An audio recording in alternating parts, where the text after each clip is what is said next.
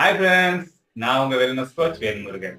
இன்னைக்கு வந்துட்டு தைராய்டை பத்தி பார்ப்போம். தைராய்டு ஏன் வருது? ஃபர்ஸ்ட் வந்து அயோடின் கம்மியாகுது. அயோடின் கம்மியாகனால தைராய்டு வருது. இது வந்துட்டு ஹார்மோன் ப்ராப்ளம்ஸ்னால சேஞ்சஸ்னால இது ஜாஸ்தி வருது. சரிங்களா? இப்ப வந்து நம்ம இது எப்படி பண்ணலாம்? எதனால வருது? நம்ம ஃபுட் ஹாபிட்டும் ப்ராப்பர் இல்லைங்க. அதாவது நம்மளோட நியூட்ரிஷன் ஃபுட் எதுவுமே ஜாஸ்தி எடுக்கிறது இல்ல. இது வந்துச்சுன்னா என்ன ப்ராப்ளம்?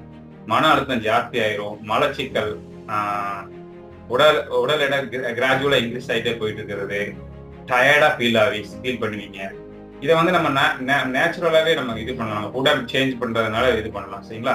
இப்போ வந்துட்டு பிரெக்னன்சி பீரியட்ல வந்துட்டு இந்த தைராய்டு ப்ராப்ளம் இருந்துச்சுன்னா நம்ம பிறக்க போற குழந்தைங்களுக்கும் ப்ராப்ளம் இருக்கு. சரிங்களா? இப்போ நம்ம இதை வந்து எப்படி சரி பண்ணலாம்? ஃபர்ஸ்ட் தேங்காய் பூ இருக்குல்லங்க, அதுல சாப்பிடலாம். சரிங்களா? இன்னொன்னு வந்துட்டு நெல்லிக்காய் இருக்குங்களா, நெல்லிக்காய் நெல்லிக்காய் வந்துட்டு பொடியாவோ